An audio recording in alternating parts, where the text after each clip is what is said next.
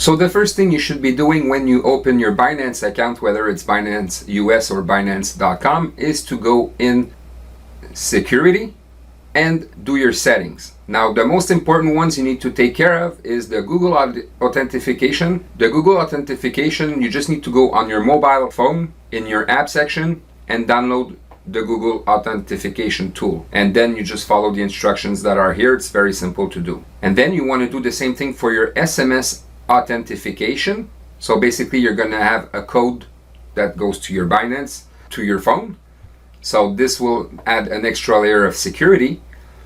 As for the email address, especially if you're going to be using money wires or electronic wires or bank transfers, call it what you want, I would suggest you use the same email that you use with your bank.